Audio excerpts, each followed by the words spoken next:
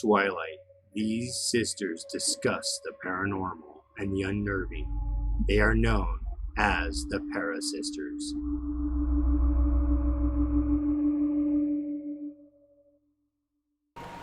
Hey guys, this is Tristan. And Rebecca. And you are watching and listening to the ParaSisters. The ParaSisters. Yes. Yes. What's up? So, nothing much. You guys, we have a website. Yay! Yes, it's our very own website, and the link will be included in underneath this video. Hopefully I you guys remember. Come check it out. Yeah. It's pretty damn awesome. It's so cool. Like, you can go and listen to our episodes, and you could donate, which we got a donation of $10, but I don't know how to get it, like, retrieve it. I don't either. I saw that there was one, but I don't know how to do it either. I don't we don't even have like an account set up. I was like, because it was our mom. Everybody will know once they see it. But I'm like asking her, I'm like, where did it take you to when you clicked on donate? And she's like, nowhere. It just took me to a thing that said donate. I'm like, what is happening? I don't know. So that's okay. That's our first month's worth of domain. Yes, exactly. And then if we get more donations, that'll be for like advertisement and stuff like that. Yes. Also, like, when you guys go to this webpage, it gives you all the information about us. It takes you to all the links that we have for our social medias. You can donate. It has a spot where you guys can leave your stories for us. Yes. We kind of wanted to make everything central and make it easier for our listeners to be able to communicate with us and interact with us. It's very mainstream, streamlined. It is very streamlined. You can email us. You can actually just leave us messages if you don't feel like emailing us, like whatever the case is. It's awesome. And also you guys can subscribe to our webpage, and you'll get all of the like updated information before anybody else usually does. So yes, that'll be cool. It is awesome. Check it out, and you guys always like, share, subscribe, hit the notifications. Yeah, because we don't have that many, but we need our followers. Yes, we do. The people supporting this show. Because I want to buy Lizzie Borden's house, so I really need some support here. We talked on the last one, which I've been completely lacking in my duties, and it's not out yet, but we did talk about Lizzie Borden's house, or Lizzie Borden case, which I'm obsessed with. I know it in like minute details. I also have like gobbled up anything about Lizzie Borden that I've ever seen over the years. I don't even know why I'm obsessed. It's just one of those things. Well, it's a true crime thing, and I mean, she was acquitted of the murders, so does that mean that somebody else murdered them, and who did it? You know, it's kind of like it's a thing, you know? It's a thing. I actually go back and forth between whether I think she did it or not. Like, part of me says, no way, and then part of me is like, it makes sense because she was the only one there. That bitch did it. Yeah. So, I don't know, but her house is for sale, and we want to own it. Fall River, Massachusetts. It would be awesome. I'd make Zach Baggins come and Both spend the night. Both of them are for sale. Like, we can we just need $3 million. We can get the Lizzie Borden house, the axe murder house, and then we can get Lizzie Borden's house that she lived in after her trial. I should have looked it up, because we know it's Maple something, but we can't remember what. Right. Yeah. I should have looked it up before we started, but that's fine. I literally was just looking at it before we started this, and my brain is fried because I put in 8.5 hours today. Yes. So, and if any of our listeners know what it is to be a bartender, you will understand. Yes. You will understand. I've never been a bartender, but I have worked in a restaurant, which is awful, honestly. It is awful. So bless you, restaurant workers. I can't even tell you how many times I wanted to cry today. Yeah. I told Sassy when I got home, I was like, I can't even with these people today. Dude. And he's like, you can't even. I was like, I cannot even. I have a way less stressful job. I don't even work with customers, but I was on the brink of crying today. I'm telling you, it was that kind of day. It's been a weird day. It has been a weird day. So let's end it appropriately with a lovely And bring you guys something weird. Yes. We like the weirdness. I love weird. I love weird. And I just real quick, like a little side note. So I listened to this podcast about true crime, and they always start the podcast, "Hey weirdos," and I'm like, they're talking to me. Yeah, that is directed at me. This is my podcast for me. Yeah. Yes. So, anyway, today we're going to talk about Franklin Castle. Yeah, you told me the title of this, and I don't think I've ever heard of this place. I did not know anything about this place until I saw it on a website, because, you know, I'm weird and I gotta go look at creepy shit all the time. Yeah. So I can't help myself either. I can't. I really can't.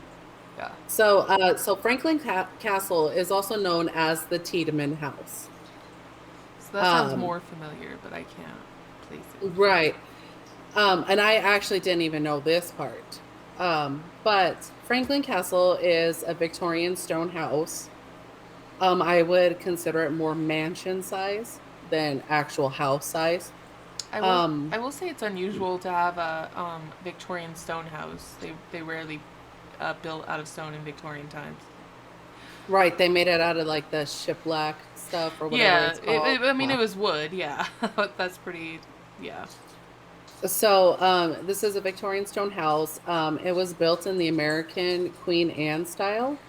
I love Queen Anne. I do too. And this house, it. Rebecca, is absolutely gorgeous. Gorgeous. It is located at 4308 Franklin Boulevard in Cleveland, Ohio. Ohio. That's where Jim Harold's from, the campfire, just so we know. Yes. So in the Cleveland, Ohio city neighborhood, the building has 4 stories and has more than 20 rooms. Holy mother. And 80 windows. Oh my god. This house has 80 windows. Yeah. That's crazy. Right. And in the late 19th century, when this house was built, it was built on Franklin Boulevard. That's why it's called Franklin Castle.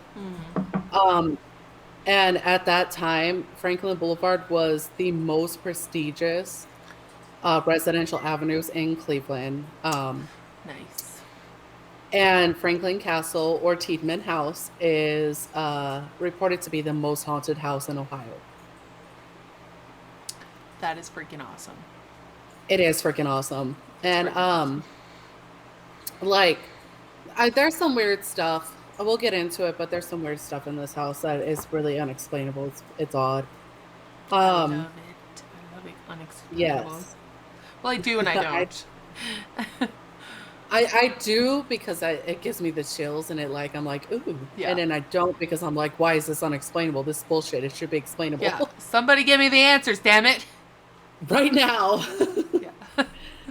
So, the house was built in between 1881 and 1883 by the famed architectural firm of Cottle and Richardson, for Hannes Tiedemann. Hannes. That's a weird Yeah. I don't know. It's German, so I don't know if it's Hannes or like Hans, but it's spelled Hannes. Hannes. It might be Hannes, I suppose. I'm not sure. I have no idea. Well, and you got to remember too, this is like closer to like Old World German than it is New World German too. So, so it was built for Tiedemann. Tiedemann was an American banker who became president and co-founder of Union Banking and Savings Company of Cleveland, Ohio, after immigrating to the United States from Germany. So he immigrated here and then with his family. Then it became the president and co-founder of this bank. Tiedemann was actually born in Prussia. Nice. Yeah, and immigrated from Germany to New York in 1848 with his family. His mother, Vibeke, not Rebecca. With a V, huh? It's actually with a W, but they pronounce her W. Yeah. Yeah. His brothers Klaus and Ludwig. Ludwig. I love Ludwig. Ludwig, yeah. Ludwig. His brother Ludwig actually changed his name to Louis to Americanize it. No, that's lame. I don't like that. I know.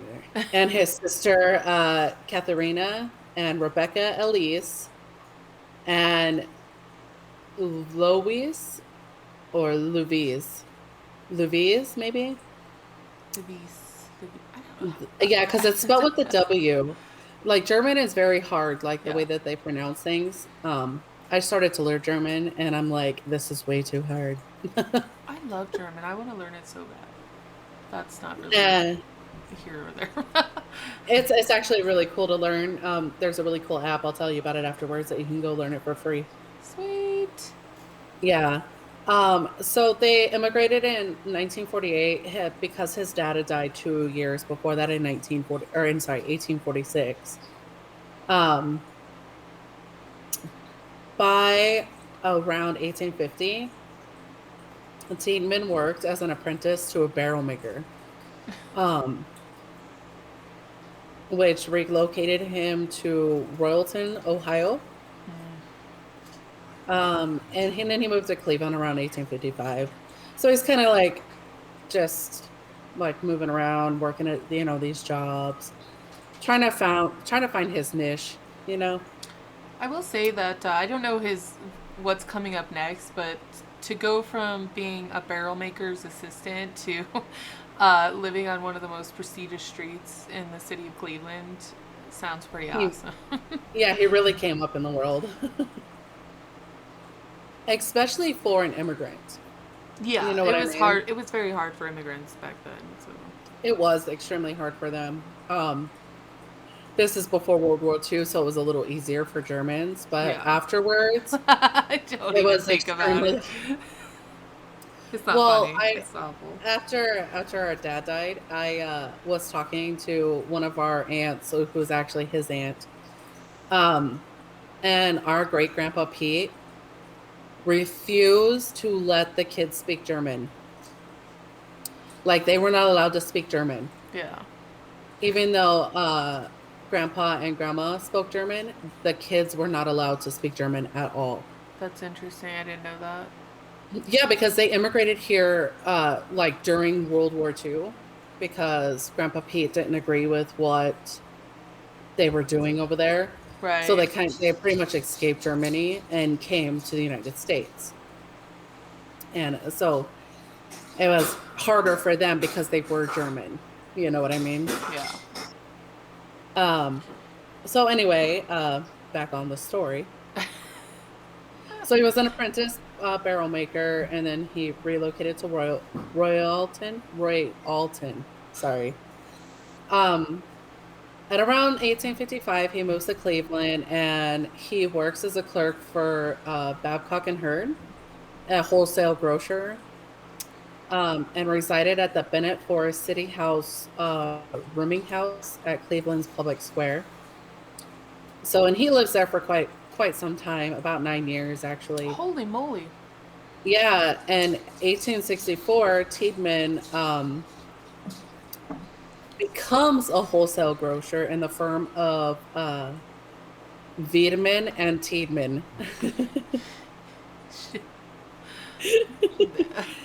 Wiedemann and Tiedemann. Yeah. That's unfortunate. The guy was okay. So here, I think it's Wiedemann and Tiedemann, even though it's a W. So having begun the business with John Christian Wiedemann. So the guy's name was actually Wiedemann, but they called him Wiedemann and Tiedemann. That's okay. That they're trying to be cutesy. I see. Yeah, like cutesy. Yeah. 1800 QC. Yeah, in 1871, Tiedemann sold out his interest in Weidman and Tiedemann. Weidman sounds weird. It sounds like a marijuana place. Weidman. Going over to Weidman's. Want to get me a joint? So he sold out his interest in Weidman and Tiedemann, though he retained the business offices within its building. So he held on to the offices, but he sold out his interest. In 1883, Tiedemann founded and was vice president of the Savings and Trust Company. So the bank. So I'm assuming that he sold out his interest and bought interest into a bank, like bought a bank. At this time, the Ohio state law permitted them to form a trust company. Like it was a newly made law that they could form a trust company. Right. So that's what he did. Owned a trust company. I don't know what exactly is the trust company. I don't either. You're saying this and I'm like, I don't know what that is. I have no idea what that means. I don't either. I don't have enough money to put it in a trust. I don't know what the hell that is. Well, let alone a trust is one thing, but when you have like a trust company, I don't know what that means. That's do you hold trust for people? I don't understand. I don't know. Sell them trust? I'm not good at business stuff really usually. So, we're gonna go a little bit ahead in time right here, just so we can finish out his little life thing here. Yeah. Like the little bio of Tiedemann himself. So in January of 1907, he retires from the U.S. Savings and Bank Company of Cleveland, where he had become president following his involvement in many Cleveland area banks. So he was involved in many banks. Right. And so we're going to go back. In 1862, Tiedemann marries Louisa, also referred to as Louise or Louisa. And her maiden name was Hawk or Hook. She was also of German descent. It doesn't give a whole lot of history about her. Yeah. I like the name Louisa so much. I do too, and I like the way they spelled she spelled it. It's Luisa, Louisa. Yeah, I like that. I do too. So the Tiedemann family consists of Tiedemann, his wife Louisa, his mother Vibeke, and 6 children. Him and Louisa have 6 children. They have Wilhelmine, Hannah, August, Johannes, Emma, Ernst, Dora Louise, and Albert. Aww. Yeah, so they have a total of 6 children. Wilhelmine, Hannah, died in infancy. Oh. Ernst also died in infancy. And Albert died in infancy. So out of their 6 kids, only 3 lived. That's sad. Yes, though it is alleged that Tiedemann also fathered another child named Herbert with a woman named Ella Mae Clark. Although this is an unsubstantiated claim. I don't like but that. We'll kind of get into what was said about him at the time. I don't like adulterers. That's on record I don't right either. now. I don't either. So they built this house, right? The entire Tiedemann family, including his mother, moved into the house in 1883, and they lived there for quite a while. All together lived there for quite a while. But in January of 1881, things make a turn for the worst. On January 15th, 1891, I'm sorry, I mistyped that. By January 1891. So they lived there for almost 10 years. Right, okay. Not 1880. I was yeah, I mistyped it. Yeah, mistyper. I know. On January 15th, 1891, Tiedeman's 15-year-old daughter, Emma, succumbed to diabetes. What? She died of some kind of complication from diabetes. Of She had course, they diabetes. didn't really have insulin back then, so I guess. Right. Right. That's sad because she's so young. Right. It is sad, and they really didn't have anything to help with diabetes back then. Yeah. Within 2 weeks of Emma dying, the house sees its second death when Tiedeman's mother, Rebecca, dies. Although she dies of natural causes, because Right. she's just old. She's an old lady. Right. But during the next 3 years, the Tiedemans would bury 3 more children. They only had 3 children. Well, because after, like, the babies died in between. You know Oh what I'm god! saying? Oh, I see. I see what they're trying to. Okay. And gotcha. out of all their children, only August Johannes lived to adulthood. That's like the saddest freaking thing I've ever heard. Yeah, he's the only one that lived to adulthood. Although he does die also. What? Yeah. Like this poor family. I was literally going to say those exact words. This poor family. Right. But so they bury in the next 3 years they bury 3 more children. And this raises speculation that there was actually more deaths there than meets the eye. Like, we don't know exactly what happened because, for one, they didn't keep great records back then, you know. Right, totally. And if somebody died at home, nobody really questioned it. You know what I mean? No, yeah, we've had this discussion of the weird things that they did in the Victorian times with death. Right. So. Right. Although, to distract his wife, Larissa, from the tragedies, Tiedemann begins an extensive construction on the home, and he adds a ballroom to the entire length of the 4th floor, to the entire length of the house on the 4th floor. Hey, honey, I know you're grieving over the loss of all of our children, but I decided we're going to have a ball, and we need a ballroom. Right. Right. What are you thinking, I think it was to, like, try to get her out of it, like, to help design it and decorate it, because Victorian women were very much into that. Like, that's how they spent their time and their money. Yes. If you like, were on clothes and, like, decorating their house. Right. If you were wealthy and had nothing else better to do, that's what you did. Right. Which, if you were wealthy, you didn't have anything else to do, so.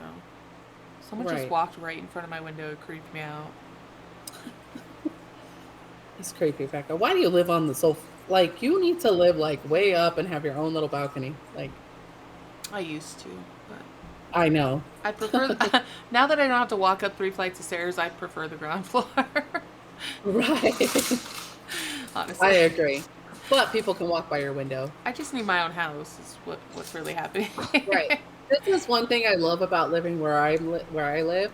That if you walk by my window, something weird's going on. Yeah, something weird is happening. You may get shot. I'm joking. Yes, you Don't might walk by my window. You might witness Tristan exercising her Second Amendment rights. Right, because my house is so far from the road. Yeah. Like, I have no reason to be walking by my window. That's hilarious. So during this building time, they added turrets and gargoyles to the edifice's facade. I love turrets and I love gargoyles. Yeah, and I watched this video on YouTube where the guy who owns the house now kind of gives you a tour. Yeah. And there's actually, like, cherubs or, like, faces that aren't gargoyles outside, and they're so beautiful. Like, this place is gorgeous. It's weird that sounds like they were trying to turn it gothic, though, so that's weird to add on to a Queen Anne with gothicness.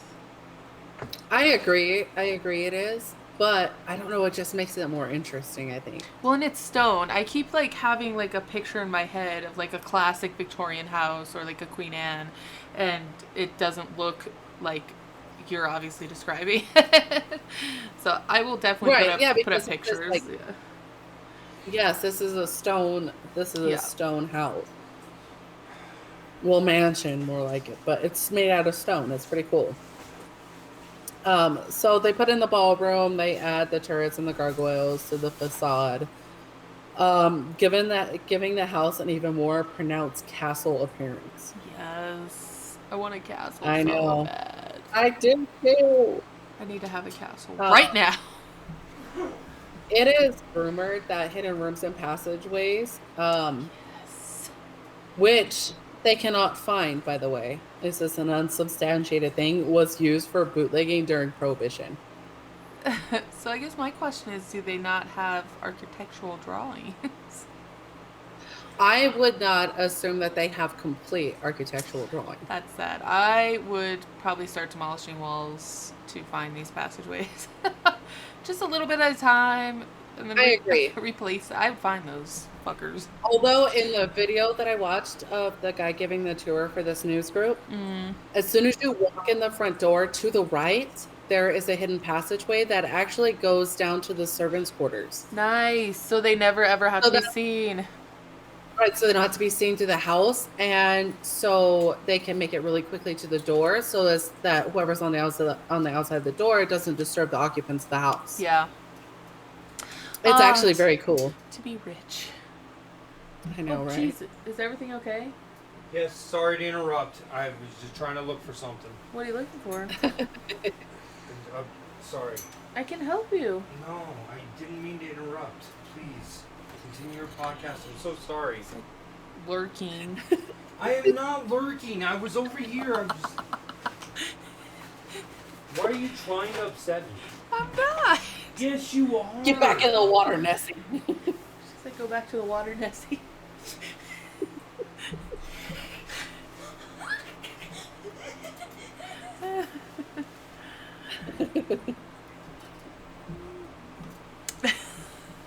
Anywho. So. You fucking people, man. I'm gonna leave that in. It's gonna be the title of our episode. You fucking people, man. So, though rumored, none of these rooms or passageways exist that they can find, other than the small stairway that we were just talking about. Yeah. For the servants to use. So in 1895, 4 years after their daughter Emma dies, Louise Tiedemann dies from liver disease. What? So they say. At the age of 57. Yeah. The next year, Tiedemann sells the house to the Mulhauser family. And by 1908, he and the entire Tiedemann family were dead. What? Yeah, the whole family. What happened to them? They, he was old. He kind of just, I have it somewhere in here how he dies, but it's kind of like complications due to an illness, and he was pretty old because he was born in what? I can't even remember now. I wrote it down. You probably even said it. 18. I can't even, I probably did. It's probably in there somewhere. You guys just have to listen to the whole video again. Rewatch. Be kind, rewind. Yes.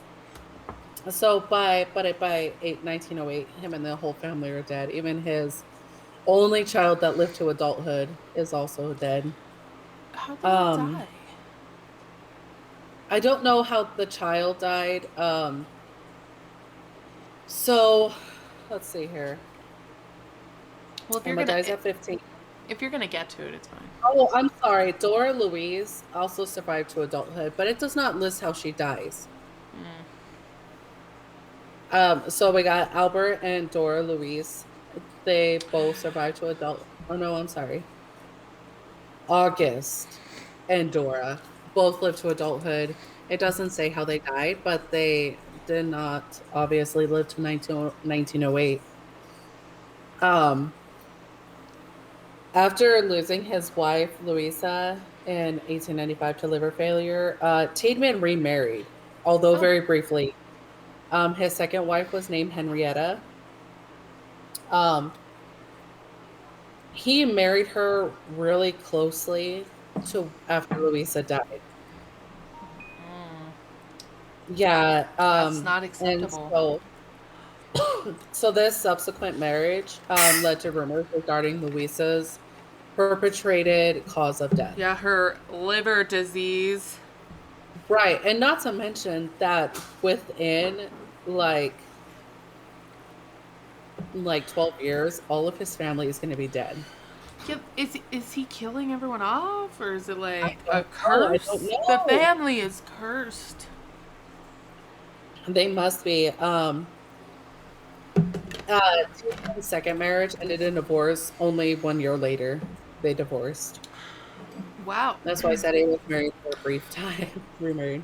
So There are a lot of rumors of crimes committed in the house by Tiedemann, including indiscretions and murder.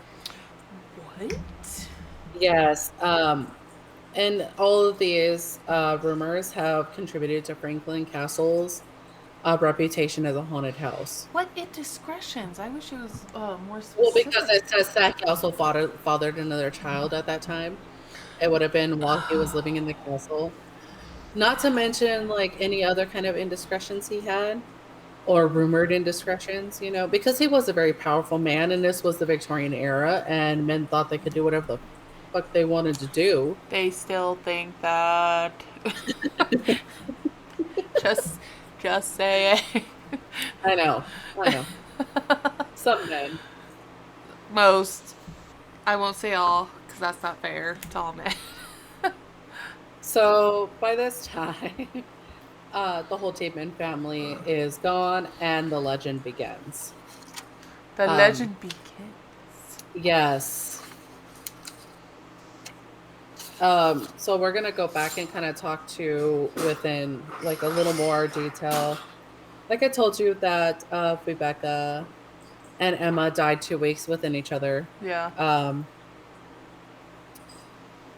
And Emma's was believed to be the result of diabetes, although you never know, because how would they know?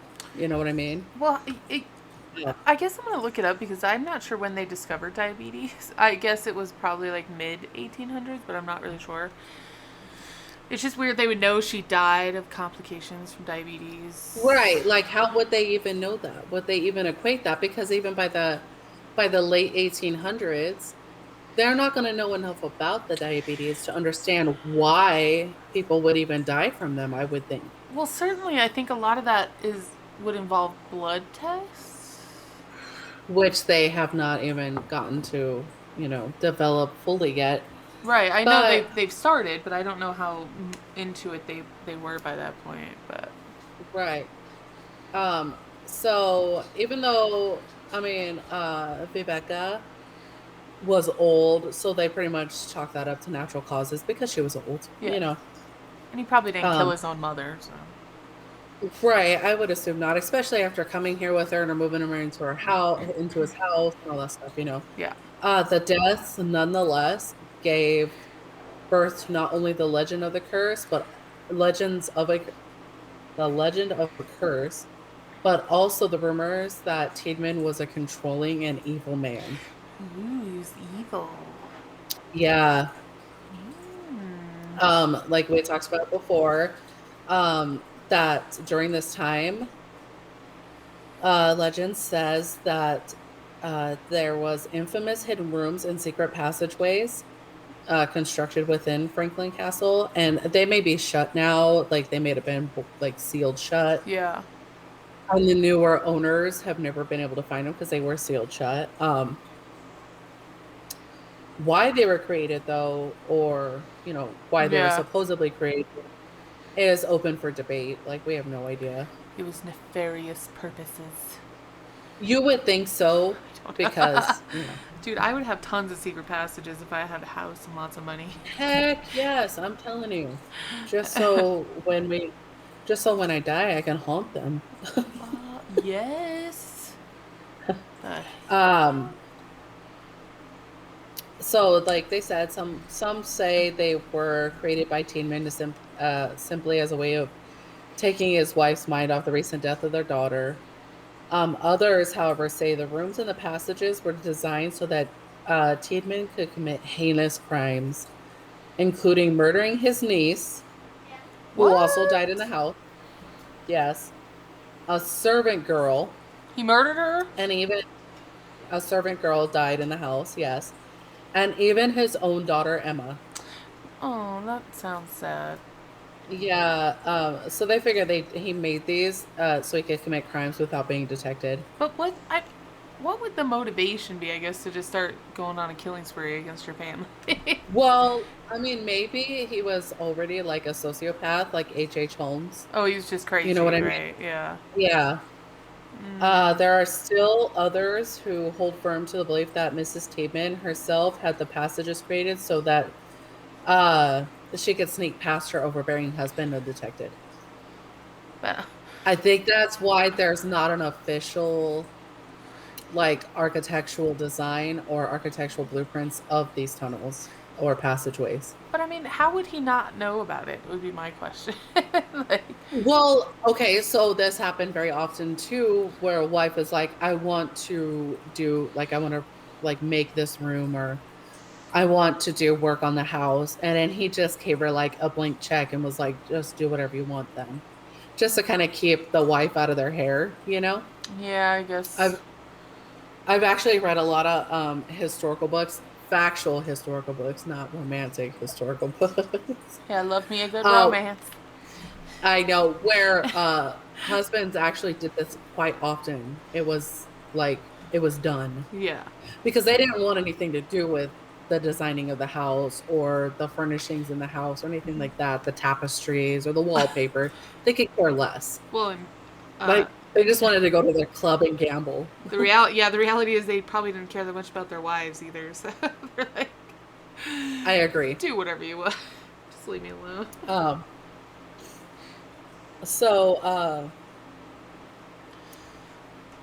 When Louise Tiedemann passed away in 1895, her death was also attributed to the curse, or worse yet, murder at the hands of her husband. Murder most foul. Yeah, like we had discussed, he married shortly after she died.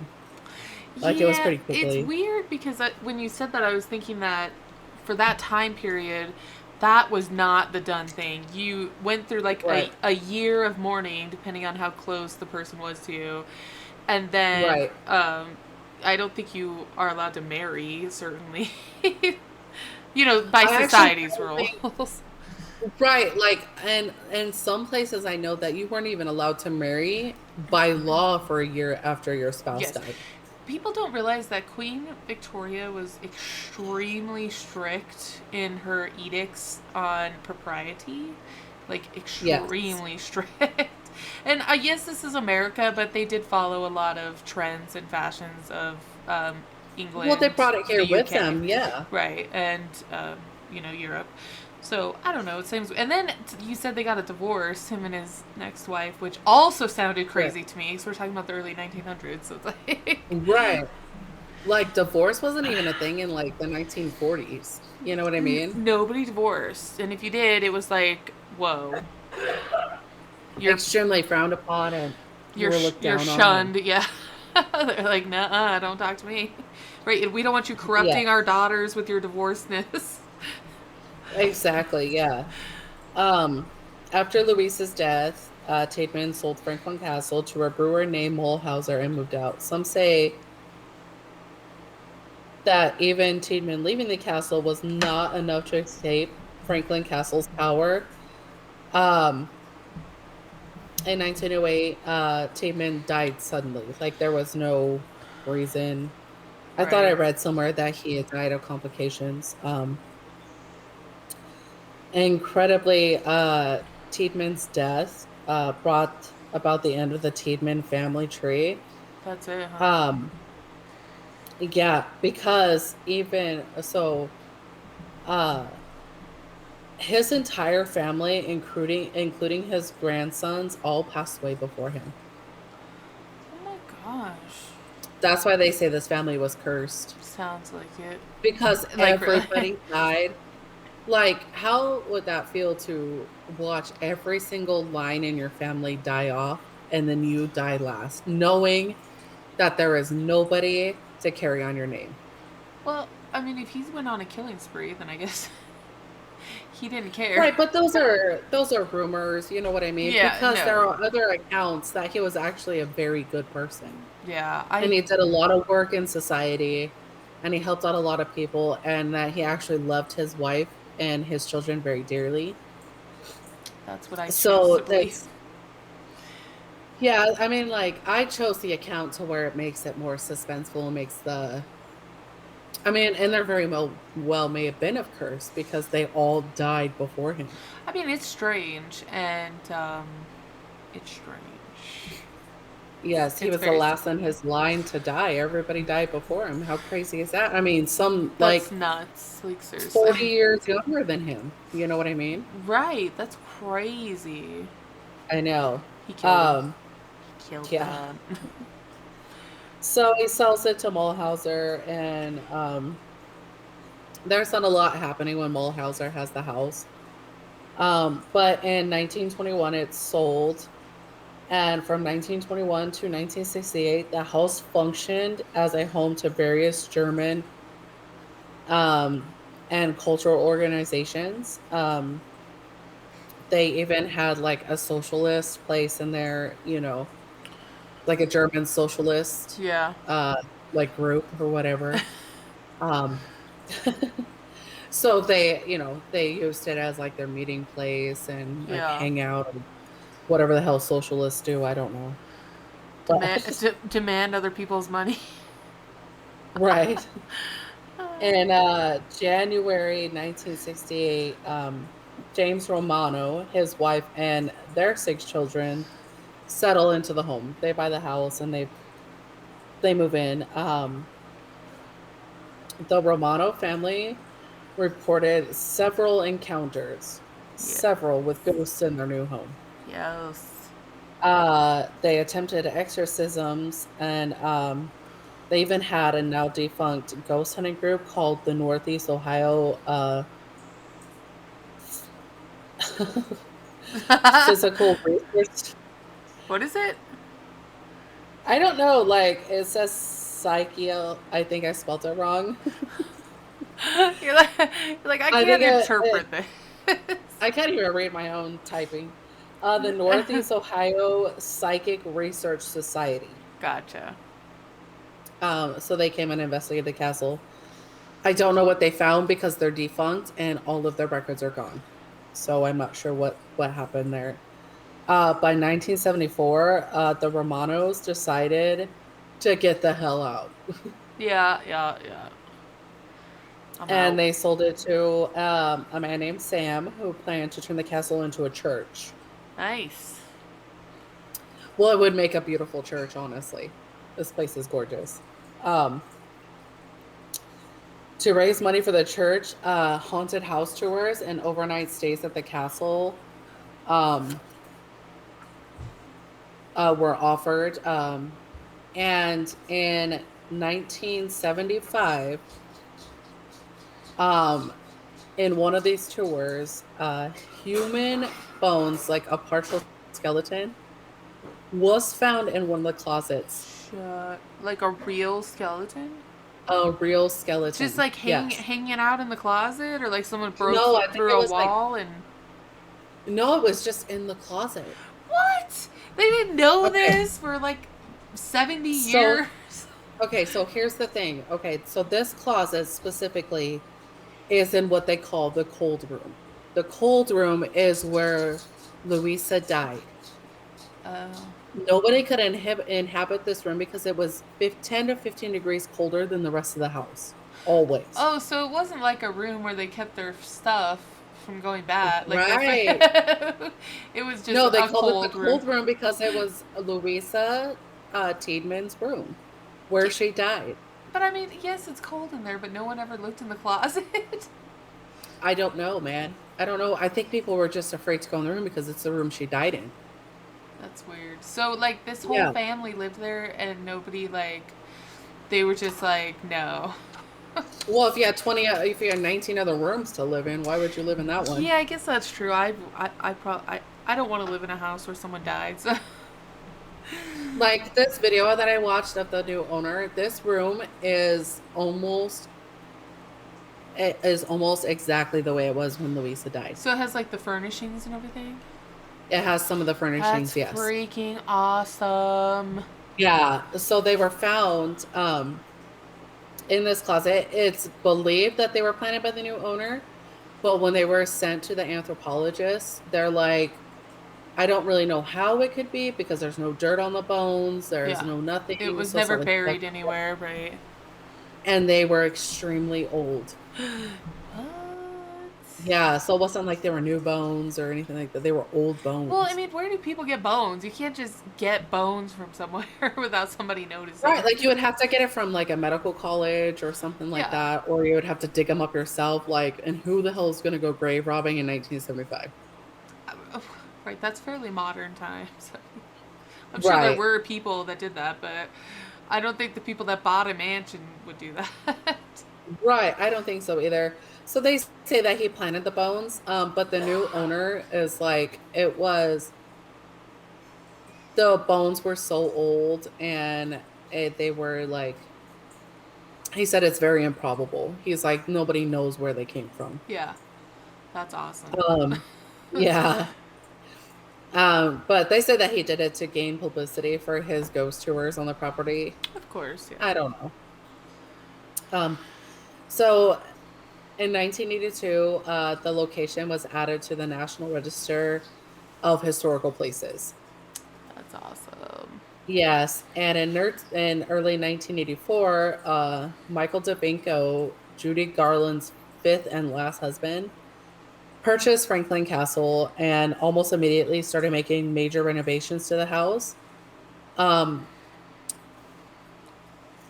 the next 10 years until 1994, he spent close to $1 million on renovating the castle. Holy.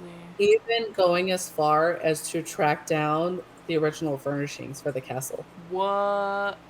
Yeah, so he made this place like it's original. That's awesome. But 10 years, despite having put all this work into it and all this money, he sells the house in 1994 and he gets the hell out. Nice. So, yeah, I think there's something going on with this house. He's like, nope, I'm out. Since 1994, the house has changed hands many times. And many of these people make plans to refurbish the house and nothing comes of these plans. There's also been 2 fires in the main house, and the carriage house is burned down. Oh, I love the 2 fires inside the house were a lady bought this house. I probably have it here. I can't remember if I put it down or not. So a woman buys this house. She uses she made a lot of money in the stock market when Yahoo came out. Nice. And so she like turned it around and she bought this house for like $380,000. And that's a bargain. Yeah, well the fire starts in the house. And when the firefighters go in, they find an unconscious man who started the fires in the house. Like an arsonist. It was an arsonist, yeah. What a dumbass. I'm gonna start this. Sorry, I forget how something starts where I live. It's a hair. It's gotta be. It's driving me crazy. And the carriage house is now burned. That's sad. So, yes, it is very sad. So I have like a little excerpt from a newspaper in Cleveland. It says, perhaps it is the dark Victorian style of the Franklin Castle the Franklin Castle is built in that has fed the imagination of those that believe in ghosts. More likely, it's the tragic history of the family that lived in the Ohio City home originally that added fuel to the fire when rumors of strange happenings began to surface decades ago. Everything from doors opening and closing, footsteps, things moving around. Some people have reported putting something down and then going back later to find it, and it wouldn't be there. And then the next day, it would be in a different room altogether on a different floor. That's awesome. Yeah. Um, Sorry, I printed this part twice. Like I said, the Romano family, they had a lot of activity. Um, and after several years, they decide they're going to sell it. And then he sells it to the Sam guy.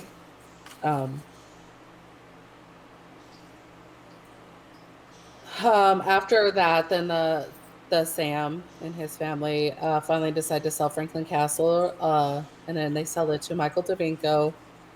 And then after in 1994, when DeVinco decides that he no longer wants any part of this house, it's empty for the next 5 years. And then the lady that I was telling you about, Michelle Heimberger, buys it in April 1999. Right. Yeah. Um, and she started this website and all this stuff and nothing to document her renovations, and it never went any further. What?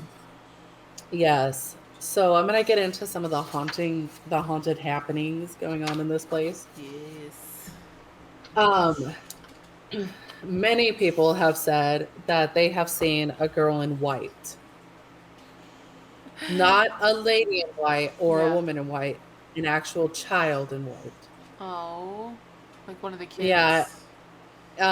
Some think that it's Emma Tiedeman's daughter, who was the first to die at the new house. Oh. We have a woman in black, which traditionally women in black are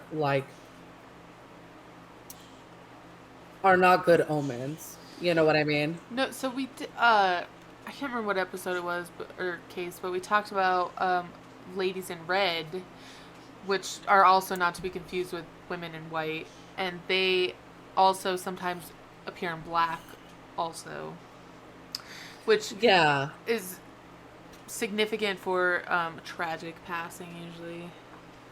Yes. And they're not generally nice. Right, and this one is said to be Louisa. Right, okay. And she has, it is said that she can be seen looking out of the windows that face toward the street. Oh. And there's a lot of windows, 80 windows in this place. Yeah. We talked about that she died in a room, and that room is called the cold room. And it's always freezing in there. Nice. Which the new owner says that they have some temperature regulators in there now. So you mean a heater? It's not so cold. I got me a fancy regulator. Well, it's not so cold now. Do they live in there? That it's pretty cold. He actually lives in that room now. Nice. Yeah. Footsteps can be heard all over the house. The new owner actually claims that he had lain down to take a nap, and he woke up and he heard footsteps running up the stairs, and then he heard them running it down again. And since he's in the process of remodeling the house, he assumed that it was workers. Right. Well, he goes out onto the landing outside the bedroom door to tell them to kind of keep it down, Yeah. And he hears nobody and sees nobody, and he goes back into his room and he looks at the clock on the mantle. It is 4:00 in the morning. Oh. Yeah. And there's no way that any workers would be there at that time of day. He didn't realize it was dark outside. Well, that's what he said, that he had noticed that it was dark and looked at the clock. And oh, right. It was 4:00 in the morning. That's crazy. Yeah. They hear children giggling. Nope. That's a hard no for me also. Pass. Screaming and giggling, hard no. Yup, I don't like that. It is said that you can hear voices in another room even on different floors, even though you're the only person in the house. That's awesome. Like having a conversations. Yeah. Yeah. I mean, I wouldn't be there, but that's cool. I wouldn't either. Like, no. We'd all have to live together. Like I couldn't live here, I don't think. But the house is so beautiful, I kind of want to live here. Yeah. So in the 1970s, remember the closet we had talked about where they found the bones? In the 1970s, they had to take the door handle off of this closet because tourists and visitors would go into this closet and inexplicably they would be locked in the closet. Oh my god. Like all the way locked in the closet, and the only way to unlock the handle is by a key. So they would get trapped in this closet, and then somebody would finally hear them, and they would have to go find the key to unlock them from this closet. Is it a skeleton key? Probably. I hope it was. It's a Victorian house, so it's got to be a skeleton key. That is freaking awesome. Isn't that crazy to be like locked? Yeah, they actually had to take the door handle off so nobody would get locked in. Like, how crazy is that? That the only way that you can lock the door is by a key. Yet some like people get stuck in this room or in this closet by the door locking where you have to unlock it by the key. It's insane. Listen, that's probably one of my worst fears is being locked in a room with like an entity of some sort. That would be crazy. I would say that would be really spooky, and I would probably cry. Yes. It reminds me of The Sixth Sense when he gets trapped in that that dumb waiter. Yes. Yes. I love that freaking movie. I do too. Oh my gosh. I think that movie is like so underrated nowadays. I agree that it's underrated. So they'll hear doors open and closing on their own. Like just out of nowhere. Like nobody's in that part of the house or it's just open and close. The sound of doors. They sometimes people hear children crying, which would make me super sad. That would go in the category of the giggling. I have to say no thank you to that. You know what? Well, I would say no thank you, but it's not like a hard no like giggling. I think it was because it'd make me more sad than anything else. Yeah, no, that's really harsh. Yeah, because children crying make me sad anyway. I know, I hate it when kids cry. I do too. They also get lights that turn on and off on their own. Nice. Quite often, yeah. So, and that is all I have for the hauntings. I just generalized them. Yeah. I got a lot of it from the new owner. I can't remember his name, and I don't know why I didn't write it down. Because I was watching a video on YouTube about it. That's what we'll call him. So, his name is Owner. And I'm pretty sure that Ghost Adventures has been to this house. And I'm not sure what they found. We've talked about this before. Ghost Adventures is not my favorite paranormal group for go-to paranormal things. Dude, I think that must have been where I heard this before. I don't know that I watched it, but it must. Yeah. So that is my case on Franklin Castle, which I was so excited to bring to you guys because this place sounds awesome. Dude, I love it so much. Me too. I can't wait to see pictures because I keep like picturing it in my mind, and of course it's never the same as reality. No, it's so beautiful too. I can't wait. Listen, when you were talking about doors opening and closing, I had have you ever seen The Others with Nicole Kidman? I have. It's been a really long time. So, a really quick recap. She lives in a house with her kids, and she's convinced that her house is haunted, like, after, like, a certain amount of time of things happening. And at the end, if you've never seen it, turn away now. It turns out that she's actually dead, also, along with her children. Yes, okay, yes. Yeah, but she's living in the house, and then there's the live people that are living in the house, but she Right. is convinced that she is alive and something weird's going on in her house. And she thinks the living people are the spirits, when actually Yes. she's the spirit. Yeah. And I just remember that. I wonder how often that actually happens. Don't say stuff like that to me. Why? Is your house haunted? No, but what if we're the ones that are like living in an alternate reality? You know, I think of that sometimes, and I'm like, I also do too. I feel like though, like, you wouldn't know the physical, certainly discomforts or even pleasure. So like, would you know it's cold outside? I don't know. Would you? I mean, what if we were living in the Matrix? So after The Matrix came out and I finally brought myself to watch it because I was very resistant, I was like, whoa, what if we do live in a Matrix? Right. Because you would feel and know everything. Yes, like everything that's would be true. like real life. It's real life. It's your reality, even though it's not real. Right. I don't like that, Tristan. I don't either. Well, I was just thinking about like alternate reality things, and I see like on Instagram when I'm on like checking out our followers pages and stuff like that, how Yeah. they have memes of like the glitches in the Matrix. Nice. So like, and these are actual things that have happened. Yeah. That just seem weird, like a bird stopping in mid-flight and like hovering. That'd be a glitch in the Matrix. That's Right. crazy. Right. That's nuts.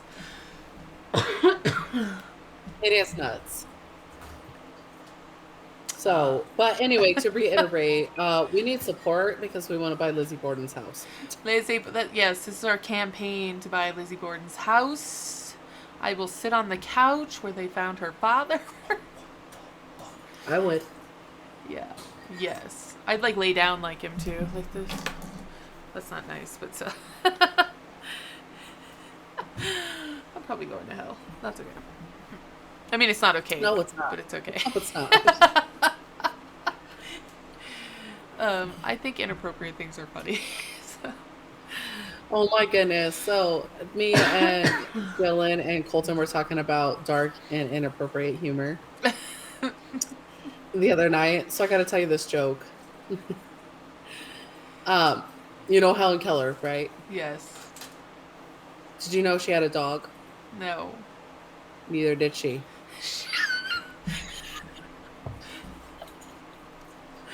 It's not funny.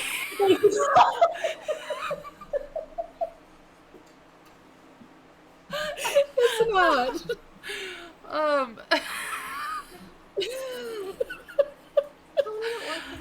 I don't even know if we can put that on. Oh, fuck. Oh god, I don't. Honestly, I might edit that out. We'll see what happens, but. Oh shit! Isn't that all?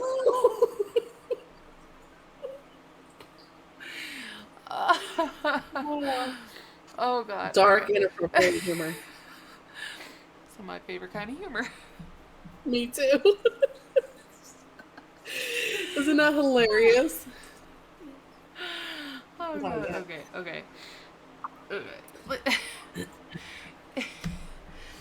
That really brings to mind the fact that people don't think that Helen Keller was, not that she didn't exist, but that she didn't have the problems that she had, and she certainly didn't overcome those problems if she did have them. Right. Which makes the joke kind of sad, but... Alright. If we still have followers, and they're not offended by that, you guys should like us, subscribe to us, share us, go on all the social media places, and do whatever the hipsters do, because I don't know, but... Dylan! I don't either. Get the spook up! Isn't this a nanny house all night? Pick this up! Okay, I guess we'll go. All right. Unless you have anything else to say. I don't. Well, all right then. Well, I guess make sure you I forgot what I was going to say. Anyway. Like, share, and subscribe. Follow our webpage. We'll put the link in the bottom of our YouTube video. Mm-hmm. So if you're listening to us on podcast, you guys go check them out on our YouTube video. Yes. Or, I mean, I don't know. I don't know how else they would look it up unless they typed in our name, which is OccultusSoroibus. Maybe you learn Latin. I don't know. I don't know how to fix your problem. I don't either. Good luck to you. I don't either. All right. I guess we're going to go. We'll catch y'all on the flip side. Yes, and you all stay creepy. All right. Peace. Don't hate us forever.